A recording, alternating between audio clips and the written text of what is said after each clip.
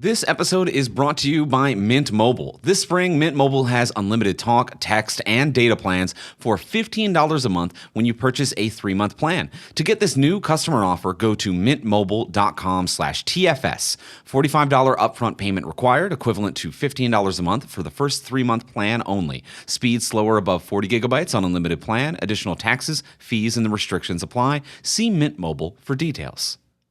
Hello and welcome to Talk from Superheroes. Hey everybody, I'm Andrew Ivamy. And I'm Diana McCullum. And you're listening to Talk from Superheroes, where every week we discuss a piece of heroic television or film.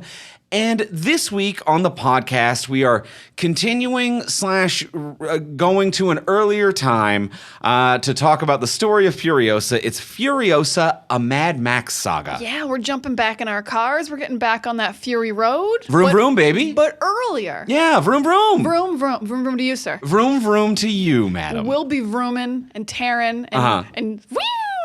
Oh, of you. Yeah, it's like the word vroom, but more like what it sounds like. Oh, I like that. Yeah, I like the sound of the cars, of the bikes when they go by. Uh-huh. I mean, when it's a movie. In real life, I'm like, that bike's too loud. In real life, it's too much. In real life, it's too much. But when I've paid to hear the bikes go vroom, then the vroom vroom's better. then I'm like, I'm glad the IMAX experience is really paid making me for feel the- like there's a real bike that I'd hate in real life. Yeah, but when it's outside your window, less fun.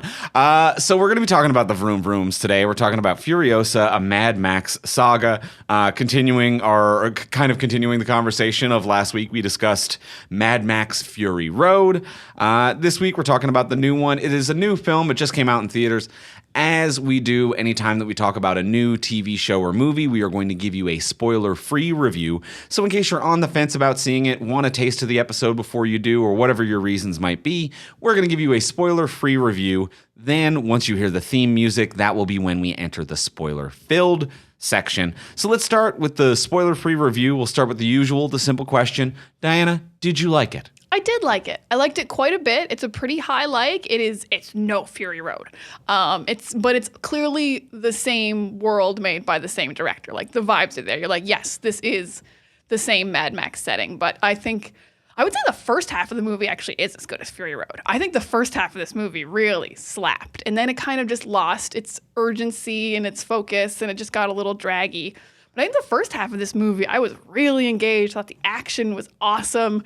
It's still like all the action's just as good. It's the cool George Miller shots. It's like everything you see in the trailer, everything from Fury Road. It's still this cool world. But I feel like maybe everything that he made that was new is like 5 to 10% not as interesting as Fury Road. It's like, for example, Chris Hemsworth's the bad guy in this one. I don't think a single one of his henchmen is in any way as cool as any of the henchmen in Fury Road. Like, there's no one like, that guy's got such a cool specific thing. There's no themes. No one's got like a costume or a thing, and that kind of feels like through the whole movie. It's like, well, the world was set up, so I didn't really have to make much more. But it's still really good. Like, it's incredible, like, set pieces, performance, the action's fun. It just gets a little draggy, I think, in the second half. But the first half, I think, is slamming. I think it's full of badass shit happening. So yeah, I mostly had a great time at Furiosa, a Mad Max Saga. Andrew, did you like it? I also really liked it. I think that it's fantastic. I had a phenomenal time here. There's stuff here that shouldn't work that it does. It does feel like it is a saga. I will say that. There are times watching it where it felt very kind of comic book or serialized, where I would actually say that for a story that is supposed to be the origin of Furiosa, though she is there for all of it, there's a lot of detours and things that just aren't really about her. I would even say that like Dementis is more of a centralized character, the character played by Chris Hemsworth. So like there are some detours here and some serialized stuff and just some kind of a like, hey, what's going on over at this town? Do you ever want to see Bullet Town? Yeah, so there's some stuff where it's like, okay, I don't know if this isn't the strong single story of There and Back Again that Fury Road is. Even though it's meant to be an origin story and kind of one character's journey, it actually feels a little bit less focused. But I had a great time, and I actually think that the set pieces are more exciting in this one than they were in Fury Road. There are a couple of the road war type of battle scenes in this one that I actually think kind of elevate beyond what Fury Road is. That that felt like they went on forever in a good way, where I was like, holy shit, I have been tense for 20 straight minutes. It felt like an uncomfortable amount of tension, and I mean that in a complimentary fashion. So I think that like the stakes in the action scenes, in the set pieces, those stakes feel heightened and they feel elevated, and they maintain that feeling longer and harder, I think, even than Fury Road did. And I think that it just doesn't have that strong core of like that Fury Road had, of the like the there and back again, the two main characters, we have to save the wives, we're going somewhere. It felt at times a little bit meandering, but I was enjoying the meander, I'm going to say. Like I enjoyed kind of going around, but it was a little less focused. I completely agree on all these points, but because I agree it's a little unfocused. Furiosa doesn't even feel like the lead for, I would say, a big chunk of it. But you've kind of swayed me with pointing out that the word saga is in the title, because I'm like, oh, it is more of a saga if it's like, this is kind of more the story of the apocalyptic world. But Furiosa's name is also like right there, so it's supposed to be her story. But then at the same time, when I think about it, Mad Max was not the lead of Fury Road. Yeah. Furiosa really was. Yeah. Somehow Furiosa's the lead of Mad Max and not the lead of Furiosa. Yeah, and Chris Hemsworth is the lead of Furiosa. So they were like, we're just going to flipsy-doodle whoever's in the title. Yeah, I think so. I think so. So, like, be prepared. You never know what you're going to get with a Mad Max Saga. No, but it's going to be good action. It's going to be good action. It's going to be good. There's going to be vroom vrooms, and it'll be exciting. There's going to be so many cars and motorcycles. You're not even going to believe it. The dust is everywhere. It's in all your clothes. All your clothes. I can't believe any of those cars run. Yeah, you get a little sand in your engine? It's not good. It's not good for the engine. Okay, yeah. So I think we're on kind of similar veins there. But yeah, it really does stay true to its title of it is a saga. Yeah, it is more of a saga. That's fair. If this was just called a Mad Max Saga, I think I would be like, oh, it's not meandering at all. It's sagaing or everywhere it goes. I sincerely feel like a lot of this felt like a comic book tie-in to the Fury Road stories that they just happened to not manufacture as a comic book and made into a film as it went on. It has real strong comic book energy. Fun fact. I've read the Fury Road tie-in comics. Oh. Yes. Oh, okay. Not like this at all. Well, yeah. Well, they saved this for this. They saved this for this, and they're like, we can't do what they did in the comics. No. I'm George Miller, and I didn't write that. Yeah, exactly. So we both agree that it's good to varying degrees, maybe not as good as Fury Road. I would say I'm a strongly not as good as Fury Road. Okay, I maybe like. I think the first half is as good as Fury Road. Interesting. Okay, so yeah, I'm a second half is as good as. Yeah, but either way, I'm shocked I'm a first halfer. We'll get into it. I'm within like a 5% of quality of Fury Road. I had a fantastic time and would recommend anyone see it. And also, it's like it's this like the cinematics. Like, see it in the theater. It's worth seeing it in theater. And can it be spoiled? Can it be spoiled? Yeah, maybe, I guess a little bit. I mean, like, we know Furiosa's going to live. That's not a spoiler. But then everyone else, you're like, what's going to happen to you guys? So, yeah, just like minorly. Nothing huge, I don't think. I agree. Also minorly. You know, it is a prequel, so we know who's going to make it and who's not and who's around and whatnot. But it is it's a fun journey to go on. We don't really know how the world kind of got to the place that it got to. But there's nothing, I think, too spoilery here. Nah, there's nothing too spoilery, but very interesting. Yeah, some interesting stuff. Stuff. So we're on the page of very good. Go see it in theaters, and it can't really be spoiled. But now let's get into the spoiler-filled section. Let's talk more about Furiosa, a Mad Max Saga.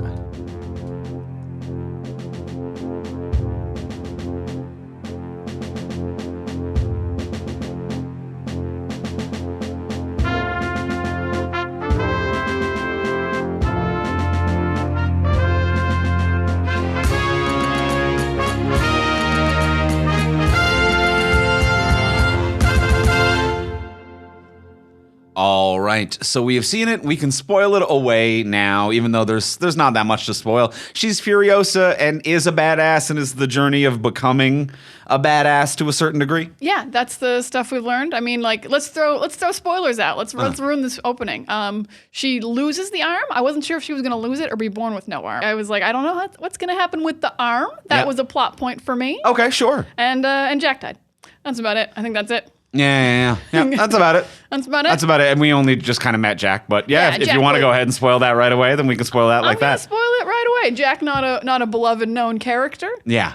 Easy to remember. Thanks for being named Jack. I think one of the Wildly normal name. I think one of the bigger.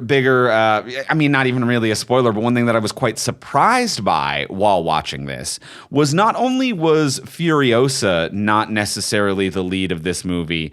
I am going to say that Anya Taylor-Joy is not at all the lead of this movie, because I think we might have more of young Furiosa, the actress who plays young Furiosa, than we do of Anya Taylor-Joy, who plays, I guess, mid-aged Furiosa, because obviously she's not Charlize Theron yet. What's someone in their early 20s? Yeah. Fresh out of grad school? Youthful? A youth? But I think that's still like a teen. Yeah, we don't really have a name for early 20s. Yeah, just young. Younger. Yeah. Because Charlize isn't like that old. Yeah. But yeah, I will, because I think this is what I was saying when I was surprised I liked the first half more, because I'm like, when do I ever like children more than adults? But yeah, I think the first half of this movie is awesome, and I loved. And yeah, young Furiosa is such a bigger part of this movie than you expect. Like, you see the trailer and you're like, okay, she gets kidnapped, she gets taken to Immortan Joe or whatever, and you're like, I'm sure that takes like 10 minutes. I'm like, it was like 45 probably? Yeah. Maybe more? And it was a great performance and ride. I think she ruled. I think it could have taken 10 minutes, but I do think that like this performer playing young Furiosa absolutely does a phenomenal job, and also was wonderful casting to play young Anya Taylor-Joy. Yeah. Like, just a really good job of being like, you kind of capture her energy really well, and like you just kind of hit that note really strongly. There's one middle part where I'm not sure which one of them it was. Okay, thank you. Are you okay? You're in the same boat? The part where she goes down on the truck for the first time? Yeah. I was like, is this the young girl or is this Anya Taylor-Joy and they've like shrunk her a little? I think at the point of the truck, it's Anya Taylor-Joy. But I think there's a point before that where I feel like it's the young actor, but they're doing some kind of digital manipulation to her face to make her look look like Anya Taylor-Joy. Oh, see, I thought they took Anya Taylor-Joy because it's easier to work with adults. And they kind of just like shrunk, de-aged her. Like, do you remember in the latest season of Stranger Things when they took Millie Bobby Brown or made her 5 years younger? Yeah, I do think they might be doing that. I think they did that. But I think at one point they might have the young actor and they're like CGIing her to look a bit older. And at one point I think they're taking they're taking Anya Taylor-Joy and they're CGIing her to make her look like smaller, like a skinny Captain America type of thing. But I feel like, and they're meeting in the middle. There was a few minutes of Uncanny Valley where I was actually getting a little bit freaked out, where I was like, I don't know who or what I'm looking at, and my brain can't quite process it, and I'm actually getting like a little bit upset because I can't determine if I'm looking at what human I'm looking at. I agree. I don't know what human we were looking at, but I don't know which one of them they like changed. Because also like they had their head shaved and they were covering up their identity. So it wasn't like, here's a clear shot of Anya Taylor-Joy and she's been de-aged. It's like, oh, there's just a little bit of eye. there's some eye and she's small, but the little girl was small and Anya Taylor-Joy's not that big.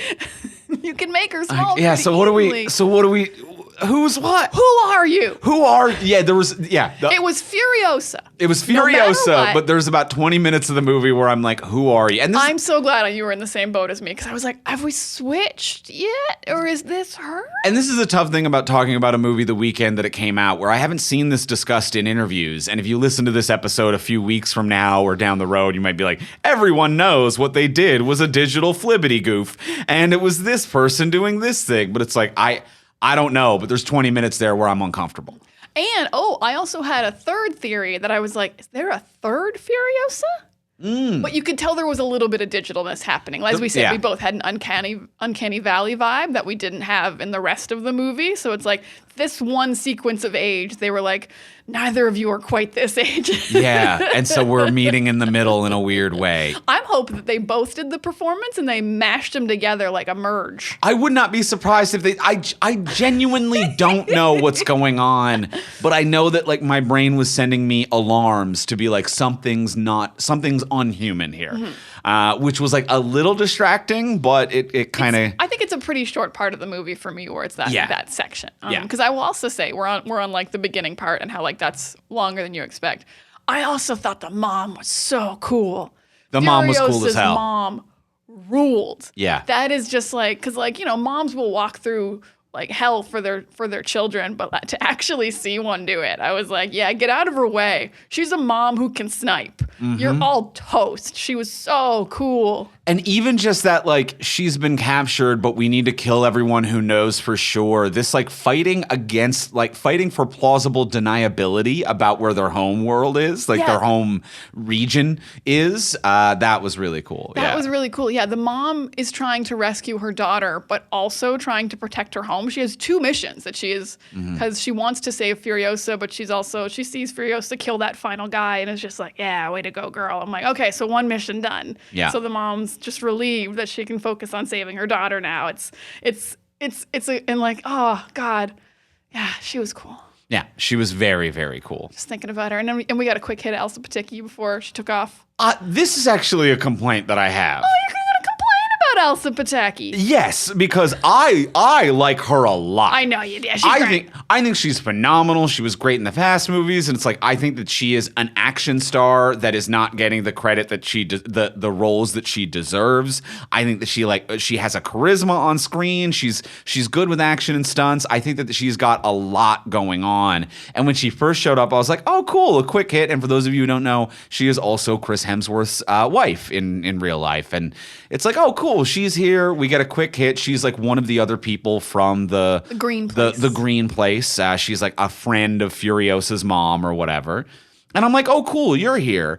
And then she plays a second character later on. And I'm like, what the fuck is this? And I was waiting for them to tie it together. She plays Dementis's general, the one who's got like a portion of her face cut off. Oh shit, that was her just like with brown hair? Oh yeah. It's just her with brown hair. And I guess it worked for you. It did work for me. But when it showed up, it's this big scene where Dementis has like captured a new crew and is like basically doing like this thing of like, you've all got to fight to death to see who joins the crew, like a Joker Dark Knight move, that type of thing. Here's some weapons, fight to the death. And there was a woman there in a white dress. And I guess like the implication is like it's an escaping bride or something. And then like she gets beat up and like her face cut up a bit, but then shoots a guy and wins. Gets on the bike. Yeah, and now becomes like a general of the crew. Yeah. And it like cuts to the close up of Furiosa staring wide eyed and then back to her. And I'm like, am I supposed to not know that's Elsa Pataki again? Or is this supposed to be Furiosa recognizing that that's someone from the Green Place and they're both keeping each other's secrets? So I was waiting for the other shoe to drop where I'm like, that's your mom's friend from the Green Place. And now like her face is cut up, and obviously no one knows that she's also from the Green Place. But at some point she's going to rescue Furiosa and we're all going to fight. And the whole movie, she's just around and then gets run over in the last like 15 minutes. And I'm like, so you weren't the same character? I didn't know what the fuck. It really bothered me that I'm like, you can't have this actress play two different roles, and especially when one role makes the other one like plot relevant, then if they're connected, like it fucks it all up. Babe, I didn't notice it was the same person, but your feelings on this are wildly valid because IMDb is backing you up. That is absolutely her in two different roles. I was fooled. Brown hair was enough for me. Brown hair and a big scar was enough for me to be like, that's a different person, who also didn't have any lines after she got on that bike, really. Yeah. But I completely agree. If I had noticed that was Elsa Pataki, I would have been like, yeah, this is like, we're going to do something with wildly distracting. Yeah. Wildly distracting. Your feelings are completely valid in this way. She's working her way up the ranks to get Furiosa out and then back to their home or whatever. And we've established that this, even though Furiosa is so young, they've established that she's such a badass that I believe she would just not even flinch if she saw someone she knew. Yeah. She'd be like, well, we'll meet up later, obviously. Yeah, we'll talk about this when we can. I'll give away nothing. Mm-hmm. So yeah, I can see why you would absolutely think that. And that is... what a weird thing to do, because if you're like, yeah, we're going to hire Chris Hemsworth's wife, and like also she's very good in what she does. She deserves to just be hired anyway, but like just hire someone for one of the other roles that isn't her. That's so weird. I really, like, I don't know what's going on here. It almost feels like she was hired for the role where she has the facial prosthetics to look like she's been like battle scarred. And then at some point was like, I'm not visible enough on camera. Give me the role in the flashback where I talk to her mom for a minute. Like, it feels like something an agent would negotiate to be like, I don't like that my client isn't visible on screen and has a facial scar. You need to put her in a different role and give her at least one scene.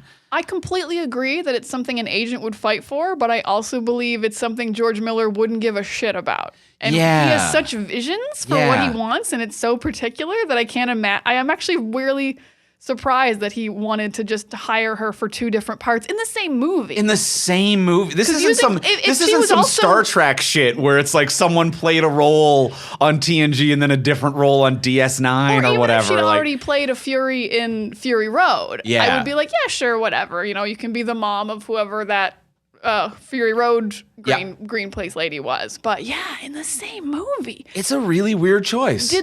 Did the person in this, well, because the first time you see her is such a small role. That was definitely like just one day of filming. It's like, did that person not show up? Right, Did something happen to the person who was cast in the small role in the beginning? And Elsa was like, I could just be blonde. I just don't understand how it happened. But a mild frustration for me that was little frustrating, and also I think just like really distracted me because I was waiting for a plot relevant thing that just kind of never came, and I couldn't make any sense of it. No, that is wildly distracting. No, that is a thing that would bother me if I had noticed it, and I would have to watch the movie again to be like, well, I was following the wrong plots that weren't there. Yeah. This is a thing that I feel like I would feel. This feels like a real Diana vibe you're throwing at me right now. So I get it. I appreciate you being there with me. I'm there with you. But let's get back to good vibes, because that's just kind of like a quick dunk that bothered me in an otherwise impeccable movie with just some flawless action that is truly incredible. Some truly flawless action. Like I think there's a lot of sniping, and I love sniping, so I'm glad there's so much sniping in this. I will say I think the reason I think the first half is better and then like the second half doesn't do it for me is I love the action scene where it's Jack's first scene and it's adults.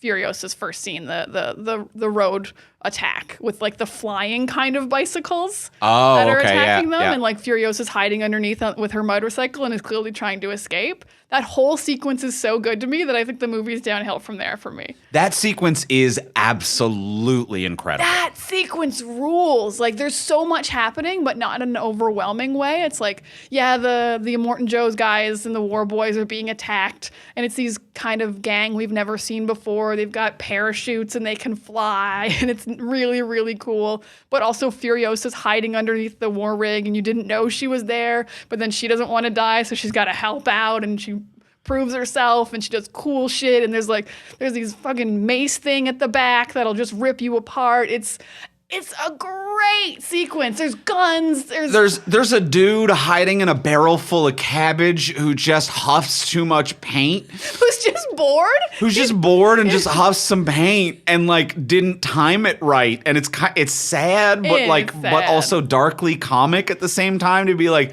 yeah, he did the the silver witness me paint, the idea of like it's a thing that they do to like chrome up and be shiny and be witness, but also clearly it is a drug that allows them to kind of like do incredible feats in their final moment fearlessly. So it is a drug that Immortan Joe has offered them. I always thought it was pure like adrenaline. Oh, I mean, I think it's a combination of the two, but it is, even if it is just spray paint. Yeah, it gets you high. That is just a drug. Even if it's not like Immortan Joe puts meth in it, it's still just like inhaling pure spray paint for a couple of seconds. You know what? That is still a drug. Yeah. Which is still a drug. But also you should do it in ventilated environments and not inside of the thing where this guy is just chilling on cabbage. So that kind of goes wrong. I mean, the War Boys are in a constant state of dying. I don't know if you really need to tell them to go into a ventilated. This might be the only unventilated space in the entire war. That is, it's rare to find unventilated spaces. I don't know if people are like worried about their unventilated spaces when you live in a desert. Yeah. And I think like that sequence is so good too, because like everything in that sequence is telling this like there's so many like unspoken stories in a movie that has, with the exception of Dementis, which is Chris Hemsworth's character, with the exception of Hemsworth, not a lot of dialogue, kind of similar to Fury Road, and a lot of just visual storytelling. Like the moment where Furiosa is underneath that truck, underneath the war rig, and she's got a bike and a bunch of food strapped to it. She's waiting to kind of take off for her home. And the attack happens. And, they don't tell you that that is her plan. But when things get caught up underneath the truck and a sack gets cut and you see all of her food dropping out, and just that, these little visual storytelling moments, which add to the tension of then it's these ropes are cut, she's hanging onto her bike, and it's it is a life or death moment. And then it also has these little visual storytelling of what's happening because you saw a bunch of fruit and vegetables fall out of her bag. She's getting ready to run away. And then when the guy who trained her in, the guy who runs the garage, when he falls under the car and he's about to fall to his death and grabs onto her bike and sees that she's there, and she's been caught now kind of smuggling away, and he sees that she's there and figures everything out pretty quickly, but then hands her the repair tube to go make the repair before he falls to his death. So just this moment of this no judgment, man. We're all trying to do crazy stuff out here. Please patch up this rig. If you could fix the rig before you go. That faith as well that she's going to do the, and air quote, the right thing. Everyone's a nasty boy here. But the air quote, the right thing for what this guy perceives, their people and their clique and collective to be. I think that's really smart storytelling of just handing off a tube and her accepting it. Says so fucking much. There's so much great story being told in just visuals in that sequence. Yeah, that sequence is really, really doing it for me. It in a small complaint, and it's not really a complaint because I wouldn't actually change this, but it does kind of file into it not being Furiosa's story, the fact that we just kind of show her under there. We don't show how she got there, how she figured it out, but it's that's fine. But it really frames it oh, this is going to be Jack's action sequence. We've just met Jack. And then it's no, Furiosa's here. I'm it's actually kind of cool that she's here. I didn't think she was here. I thought Furiosa was not around.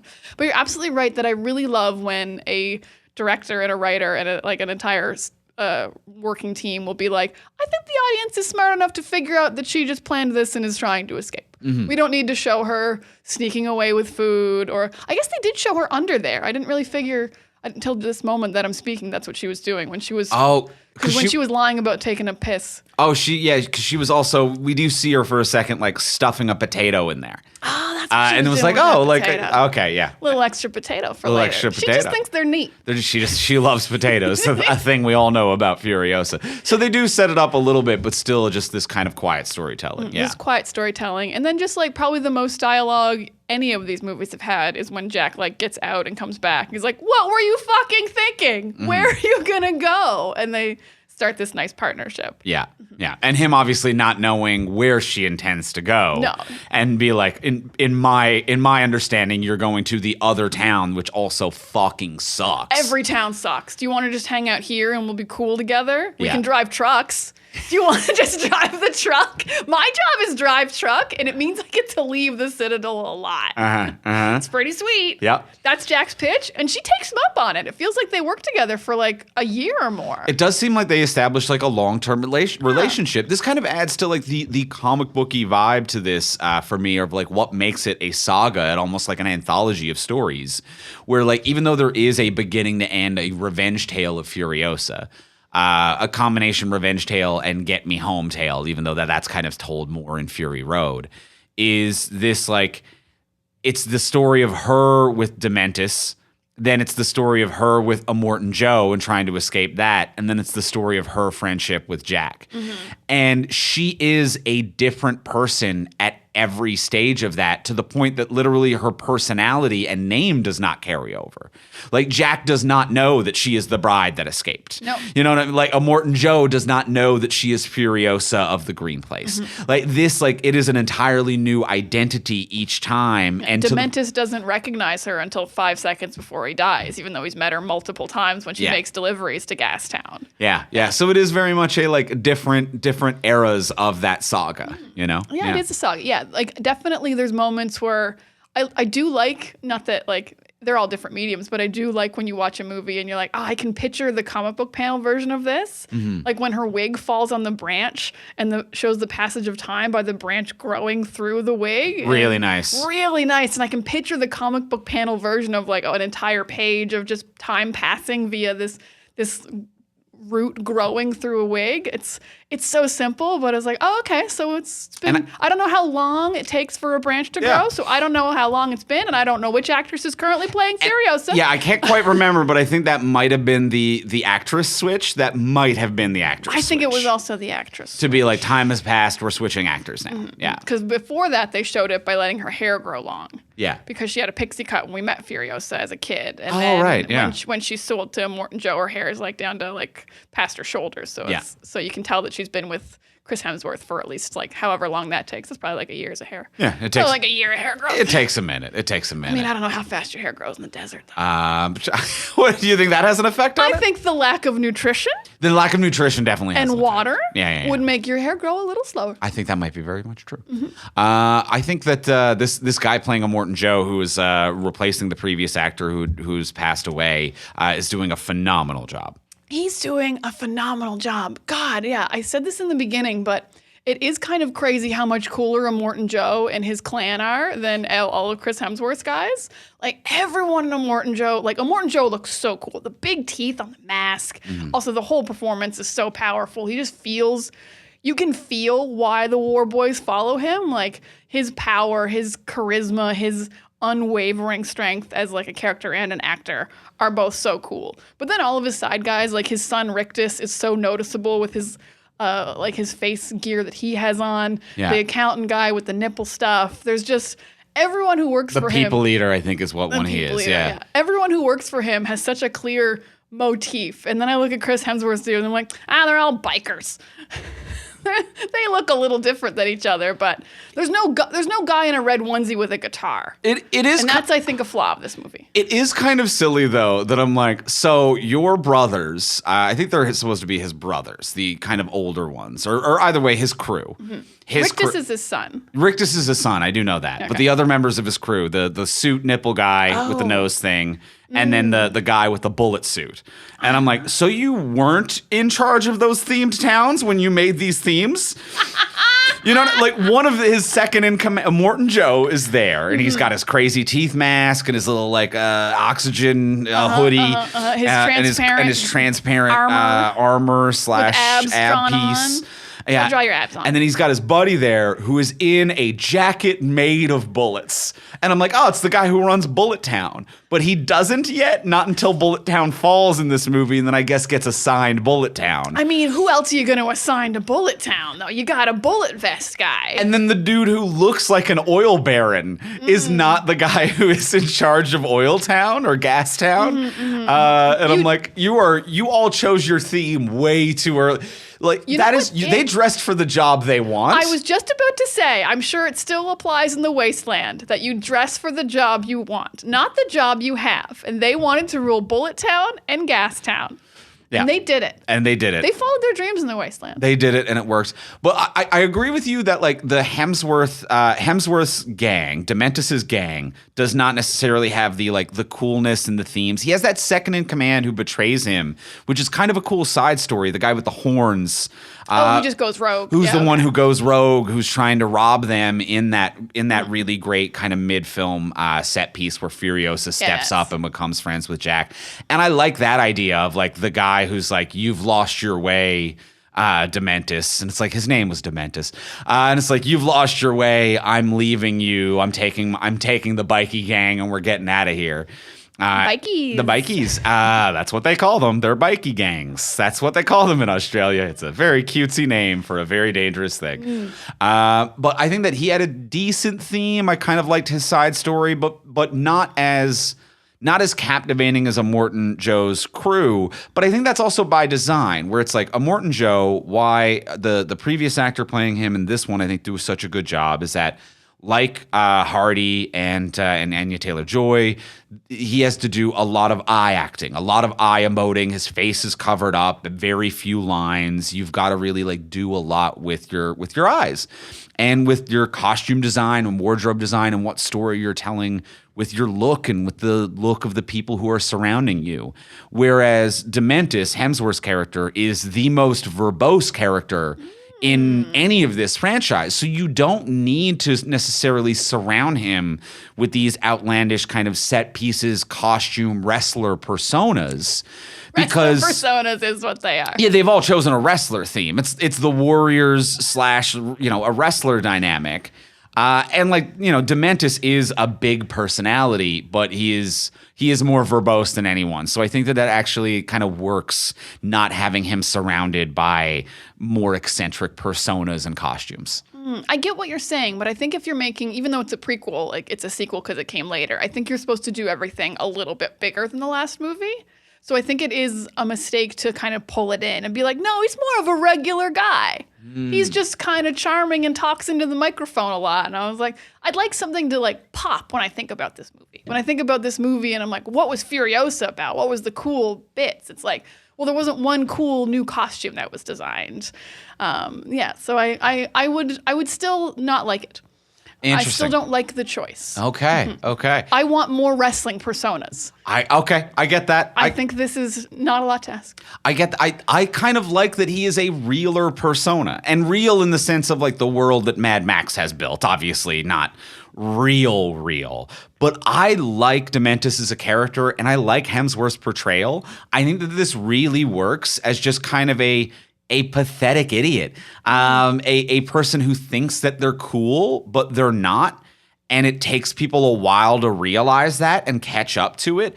I think that there is something so very interesting about pairing Chris Hemsworth's natural charisma and charm with a kind of pathetic idiot who's not thinking things through. Like when he first shows up to the Citadel, and he thinks he's like, it's all of us. We're unstoppable. And hey, everyone, I'm willing to bet you're willing to rise up against whoever is in charge here. And everyone's like, no, absolutely not. You've completely misread the situation. You had no plan. You haven't thought this through, and a bunch of you are going to die right now. And him being like, Joe's really high up. Yeah. How are you going to get up there, Chris? And I guess he was assuming other people would revolt because he's assuming that everyone else's underlings hate the higher up the way his crew hate him, and that everything's hanging together by a thread, which is how he's holding together his crew, is that everything is very like precariously held together, and it's always ready to fall if you don't make the next move.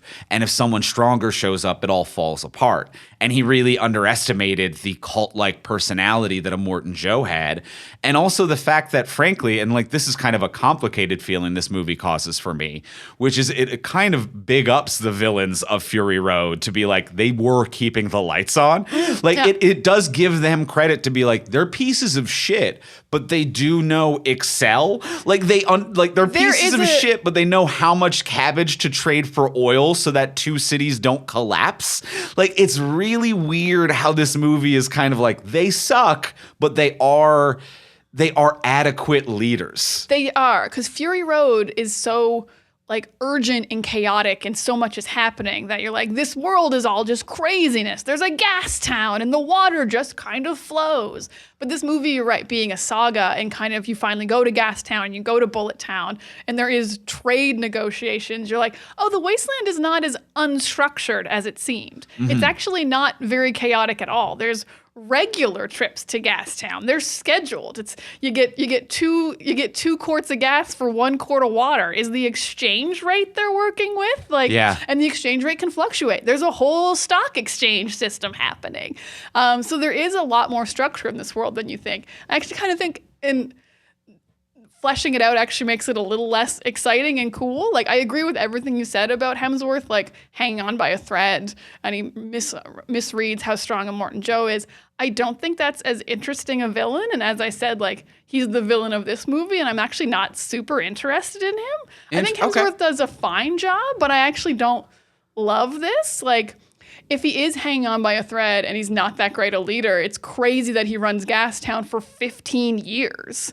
Like, that's such a long time while Furiosa's living with Immortan Joe. Like, he would have been overrun way earlier. He would have lost control of the situation a whole lot sooner. Like, Furiosa's been with Immortan Joe for a minute at this point. Yeah. So, yeah, I think he needs to be kind of it's if not more charming or smarter. Oddly enough, I don't find him all that vicious. I actually found Chris Hemsworth much scarier and more vicious in Bad Times at the El Royale. Yeah. In that movie, I was like, oh shit, I'm scared of this guy. I wasn't all that scared of him in this movie. But then again, George Miller also does a really great job of having a violent world that is not excessively, grossly violent.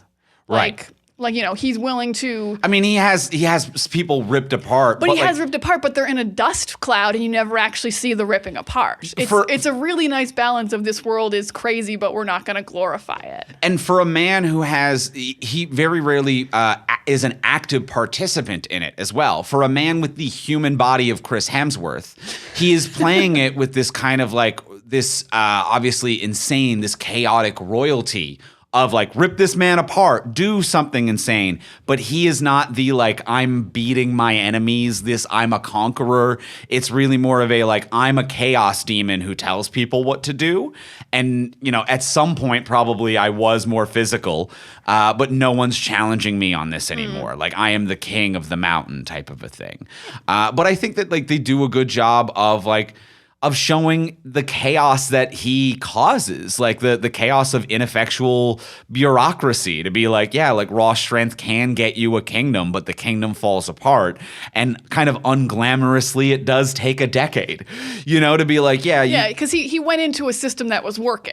Yeah, he didn't build it from the ground up. He took over a kingdom with force, and that kingdom did have raw resources. Elon Musked Gastown? Yeah. Yeah. He took over Twitter. He renamed Gastown Oil City. Oil City. It's X. It's X now. It's X now. You're going to come to X to get your gas, and we're going to charge you triple, but you can get a check mark for $8. Just a boring limp dick idiot who doesn't know how to run anything, but has a bunch of resources. But it takes a minute to collapse. But it takes a minute to collapse because everything does, like, for the most part, systems do want to stand up under their own weight. This has really swayed me of how this actually did happen. Yes, I can't believe there's a real world example of like, no, idiots in power who have a lot of resources take a while to fail. Okay. It takes a while for them to use it all up and have all their goodwill and everything collapse around them. Fuck, I am convinced. Yeah. Critique withdrawn. And I kind of like that like as big and bombastic as Dementis is, and like I kind of like that he goes through these phases of like Dementis, and then he's Dementis the red and Dementis the black. That also feels very like old empire. Like that feels very like middle agey. Like there's something about that it's just like my title changes depending on the era of war I currently live in. Oh man, I assume just the dye ran out of his beard. Oh, and I think like the dye is like the indicator of like that era of his leadership. And there's something that felt very medieval about that. And that kind of like tied in to be like, yeah, I am an ineffective conquering bureaucrat. Yeah, but man, you're right about how it like really shines a cool light on a Morton Joe though, because like Dementis shows up and Morton Joe is already solidified in the Citadel. He's got war boys. He's got it all set up, and then Dementis goes into Gastown, runs it into the ground, and loses it all. And the entire time of Morton Joe is just as powerful, just as stronghold on his Citadel. That is some impressive government that maybe they didn't need all the water. Maybe he was rationing it properly. I'm really villain was writing a Morton Joe in this minute. It might be, doing a lot of other bad stuff, but like the city was running. And I think it goes to show that like the most important resource is food and water. The most important resource is food and water, and it is not bullets and oil. And I think that there's also like a nice undertone in that story there to be like, even like the green place that she's coming from is the most coveted thing. The most coveted thing is an abundance of food and comfort and safety that nature provides. And anything that we are able to pull from nature, like oil or construction of bullets, anything artificial, is like nice to have, but it's not. It's our downfall. Yeah. It is what we use to destroy one another. And water and food is what we use to stay safe. Yeah, if you just stay at the Citadel and decide you don't need gas, because like, why do you need gas if you have food and water at the Citadel? If you're not going around. You could just have a nice little life there, Morton Joe. Yeah, if you're not just driving around, hucking around. But also even the idea that Gastown and Bullet Town failed. And there is some point in between these two stories where Immortan Joe and this government Gets them back on their feet. Holy shit. I am talking that they have like a full on like an immigration of citizens from the Citadel move to Gastown and Bullet Town to get it back up. Like they send diplomats there. They send over new leadership and new settlers to rebuild these cities. It is a huge undertaking that has happened to rebuild these three places. Immortan Joe might be keeping humanity afloat? Yeah. Holy shit, Immortan And is Joe? a piece of shit personally. Yeah. Most rulers are. Yeah. Let's be real. Let's be real about it. Yeah. So it's that's messed up. That's really messed up. That's messed up. They were keeping that thing all together. I think I know too much about the world of Mad Max now. It's troubling, I feel like a really cool textbook has been presented to me. They're like, do you want to know how the system of government works in Mad Max? Right? The exchange rate is this. We overthrew a terrible ruler and everything got worse? Question mark? Yeah. Man, now I need the sequel to Fury Road to be like, Furiosa, could you uphold this? Could you maintain this society? Could you? I have a question. Well, it's not a question. This is a compliment. I'm pretty sure she did. Anya Taylor-Joy managed to sound exactly like Charlize Theron. I was just about to bring that up as well. Holy shit. There was one scene where she's faced away from the camera and says two lines, and I'm like, it's crazy that they just got Charlize Theron to do these lines, I guess. I do think that... Do you think there's a voice mixing happening here? I don't know if there's a voice mixing. There's part of me that thinks maybe the last line of the movie is actually spoken by Charlize. I think the last line of the movie was. I would like, I'll be interested to hear this information come out, but I think the last line, the narration, is spoken by her. But then there's a couple other lines where like Anya's mouth is moving, and I'm like, did you just completely match Charlize Theron's voice? And she nails it. And I'm going to say also, Charlize Theron's voice is one of the weirdest and most difficult things to match. Her accent, her breath placement is fucked up. It's fucked up. It's what makes her so memorable and cool, but it's really hard to do. Because like she is a South African born with like an American dialect, but like she's also breathy and raspy. So it's like it's just something that's like it's really breathy all the time. And I can't even do it, but I'm like, to get that much breath out while staying in your chest while having a weird enunciation. It's this weird, like, no one does impressions of Charlize. No one could. But also it's weirdly, like most actors who have a unique voice, people do impressions of. Hers is unique and you don't think about it. It's just, it is a fucked up combination of human vocal patterns that create her. And Anya does a wonderful, perfect job of doing it. She does. I feel like this was an off-mic conversation we had about how like celebrities today don't have unique voices that are imitatable. It's like the last one is Keanu Reeves is kind of the youngest of the crew of like a guy you can do an impression of. Yeah. Because most famous... It's like Keanu Reeves and Werner Herzog are like the two people you could do.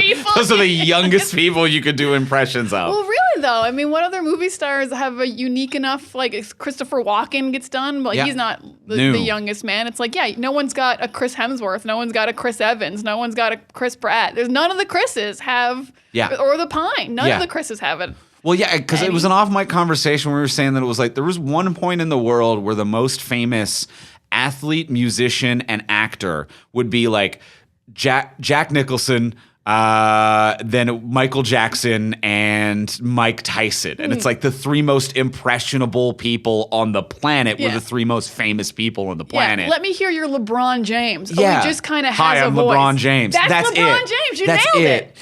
LeBron's so good. Like no one has an insane hi, I'm Paul Rudd. Who is no one's hi, I'm Chris Evans. Like no one's doing a crazy localized accent or dialect anymore. No, it's just kind of disappeared. But you're right that Charlize does have it, but it is so unique that it's not like that's just a Boston or that's a funny voice. It is a lot of the way she breathes, which is different than just kind of making your mouth make a different shape to do other kind of voices. So it's so peculiar. It's so peculiar. But yeah, Anya Taylor-Joy did a great job here. Unbelievably good job.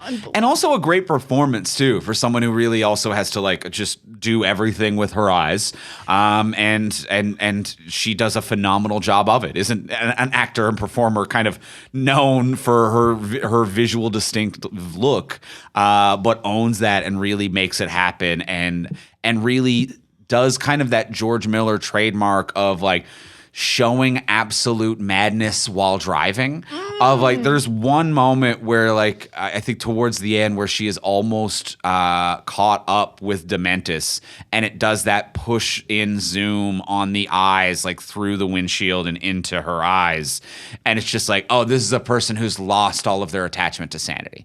This is a person who is entirely on a revenge story. They had this in Fury Road, they had this in the original Mad Max. George Miller nails it and manages to get this just in this true visual indicator of insanity from an actor's eyes. I mean, a visual indicator of insanity. He loves going in on the eyes, and it works every time. It's always so good. It's like they really are the window to the soul. And who's got bigger, more expressive eyes than Anya Taylor-Joy? He's like, get me the biggest eyes you can find. I'm all eyes.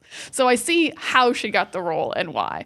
But yeah, he's also so good at just the glamour shots. Like that shot of, most of them are in the trailer, like the shot of her looking behind her in the car, and it's got the great block of light just over her eyes, and she's got the grease paint on, her on the gate when like the flamethrower's going through, and she's just holding steady until it stops. She's really good at being. I think she's the most badass in the action scene I liked earlier, where she was hidden with her bike underneath. I was like, you're so cool in this because you weren't ready for it. That's what makes this one so cool. Because every other fight scene, you're like, I'm going into it. And that one has like the fewest trailer shots as well, which I actually kind of like, where like it's all tense and it's all surprise. And like the glamour shots do look cool. Like I'm not trying to discredit them, but like that was one where it was all flow. It never disrupted the flow. It did. Yeah. No, they look really good. Oh, this is a quick little thing. I love the way the War Boys move. I don't feel like they had like a style so much in the first one, but in this one, they're all really like loose and parkoury. It's hard to believe they're all slowly dying. They're so alive. Yeah. Maybe they are all high on paint. But yeah, in particular, I thought they kind of moved like kind of like parkoury capoeira-y in this one. I really like just watching them. I couldn't stop watching the War Boys. Yeah, I think they maybe kind of figured it out more, or like got a more cohesive idea of like the type of stunt people that they needed to do this work, maybe. But yeah, I do agree that they flow a little bit different. They flow a little bit different. I also really liked watching this movie after Fury Road, especially because when we saw Fury Road the second time, a thing we discussed is how much more empathy we have for the War Boys. Like, oh, they're clearly in a cult and they don't really... Like, they don't want to hurt anyone. They just want to die victorious. Like, they've been brainwashed. So watching this one, it's much easier to root for Immortan Joe. Not so much him, but you're like, oh, no, the War Boys. It's easier to have a side. Yeah. Because I feel so bad for all the War Boys that get killed. Yeah. And they really are just fodder for this whole war. But it's so much easier to not root for Chris Hemsworth because you're like, no, those innocent War Boys, they were told they were going to go to Valhalla and they love each other and they're just trying to protect their cabbages. Yeah. The one dude who shows up with like a nail gun in his head who's like, am I dead? He's a little confused. He's high and there's a nail in his head and he doesn't quite know what's going on. He didn't get witnessed long enough. They were like, he didn't yell witness me and no one watched, so he just kind of got to wander away. That's why you yell witness me. It's like, if I'm not completely dead, please come back for me. Please make sure that I have been witnessed. Well, I'm feeling pretty good on Furiosa, a Mad Max Saga. How you feeling? I'm feeling pretty good. Let's wrap it up. Let's wrap it up. Well, let's go in for the close. Let's ask the final question of what would you change? So now that we've discussed everything we've discussed, what would you change about this if you could change anything? Before we do ask that final question, we will remind you, as we do every week, to please take a moment to rate, review, and subscribe on Apple Podcasts, Spotify, Podcast Addict, or wherever you get your podcasts. If you're on Spotify as well, hit that little bell button. There's a little bell now that will notify you anytime that we have a new episode go live, and there's a Q&A feature where you can kind of let us know what you think about the episode, which is always fun to check out. And those are free ways to support the podcast as well. And when you leave those reviews, that helps us find new listeners, and it helps new listeners actually hit that download button. So that's awesome. New listeners believe you when you say we're awesome. So you got to tell them. They don't believe it when we say it. They don't believe us. And I also, we've already left our reviews. So that's done. So leave a review. It's a free way to support the show. If you do want to support the show monetarily, you can do that over on Patreon, which is a monthly subscription service where you can can subscribe at whatever is in your budget, and you'll get cool bonuses for doing so. And yeah, so at the $1 level, you get our webcomic early. At the $3 level, you get these episodes early and ad-free, which is awesome, especially when we're talking about new movies like this. If you're listening to this on a Monday, you could have got it on a Thursday. You could have. The previous Thursday, not like a later Thursday. Yeah. An Well, that's how early. Thursday. That's how early works. And ad-free. And ad-free, which is awesome. And at the $10 level, you can get exclusive bonus episodes of this podcast every single month. This month, we did the original Mad Max. That is up and available right now. So if you want to hear us talk about the original Mad Max, and as well, when you sign up at that $10 level, you get immediate access to the full back catalog. So that Mad Max one and everything. The back catalog is full. It's full. It's overflowing with awesome content. Help us take some water out of that bucket. The back catalog has full episodes on things we never cover on the regular podcast, all ad-free. They're all bangers. All bangers. So check it out. And as well, if your finances change, you can always cancel or change your level on any given month. So there's no judgment here. Have a look at some of the options. They're over at patreon.com/fromsuperheroes. That is patreon.com/fromsuperheroes. And now, let's go in for the close. Let's ask the final question of what would you change? Diana, what would you change? My changes are slightly lengthy because I didn't get into some negatives because I was going to change them in the change. Lay it on me. So I don't like how the end is like I found the Jack's death especially was very much like about Chris Hemsworth and not about Furiosa. And I'm like, you don't even know Jack. Why is this so on Dementis? So I kind of really want to add urgency and more relationship stuff to this second half because I feel like it is kind of just draggy, meandering a little bit. So I'm going to have Dementis recognize Furiosa on that second to last delivery and be like, that's Furiosa. And then everything that happens from there on is more personal and targeted. It is not just Dementis going after a random woman who he has no idea was once his daughter. So he is like, so when they come to do the delivery to Bullet Town, he is aware that this is Furiosa now. This is a targeted attack. He still wants to find the green space, probably. He's not happy that his daughter was taken from him by Immortan Joe as part of these trade agreements. And Jack is killed more viciously and personally as an affront to her. So this is one of my bigger changes of maybe adding more urgency and personalness to the last half of this movie, the last quarter or so. It's just more targeted, more personal. He's going after her. And then I think what's really missing is Furiosa not talking to the brides at all in this movie. And I don't even need it to be the ones from Fury Road, but she shows up as one of the wives and then gets away in a really cool way. The wig thing is snatched. It's so funny, but also kind of cool. But the whole point of Fury Road is this connection to women and wanting to save them and bring them to the green space. And instead, this movie is all like Furiosa and dudes, just like her and Jack, her and Immortan Joe, her and Dementis. Her mother is killed very early. As you said, Elsa Pataki is not from the green space and the secondary character she's playing. So I really need some kind of connection to the wives. Because in the comic book that I actually read, the actual tie-in, Furiosa is in charge of guarding the brides because Immortan Joe is like, well, you're not going to impregnate my brides. You're a woman, but you're also strong and you can protect them. And that's why she has a relationship with them. And that's why she gets to know them because she's the only one Immortan Joe trusts to guard them and not take advantage of them. Okay. And I really thought the movie would have a similar storyline once she's proven herself of being like, well, you're in charge of the brides now. And she would be like, yes, women, I love to save women. I'll take them back to the green space. So I really just need some kind of connection between her and the wives to kind of just not have them just tacked on at the end to be like, and then Fury Road happened and she met some ladies. It's like, she can meet them earlier. It doesn't even need to be the same wives. Yeah. Because she doesn't spend any time with the original ones. It's when she's a kid. So I want Dementis to recognize her and make it more personal, and I need some more wives to really tie it into Fury Road better. Those are my changes. I love those changes. I especially love Dementis recognizing her. I think it makes it more interesting, right? At that point, it is just like, yes, he's lapsed insanity, and I kind of buy into the he's singularly focused and has kind of lost his mind out of anger But it's like he's lost 2 towns and people are rebelling against him and he has nothing and he's looking for something. And if it was a taste of maybe knowing where the green place is. Or then promising his people that he could take them to the green place. And that's how he gets them kind of back. Yeah. That reminding of a promise once promised and unfulfilled, I think would be a very motivating thing for that final section. Thank you. So yeah, those are my 2 big changes. I really like that. Thank you very much, Andrew. What would you change about Furiosa, Mad Max Saga? I think my big change is that maybe just a little bit less time with the younger version. I think that like once we've gotten her snatched away and her inciting incident, the kind of like slow build of him of Dementis kind of like traveling around with them for a bit and doing stuff places. It is filler in a weird way. It's just kind of filler until he gets to Immortan Joe.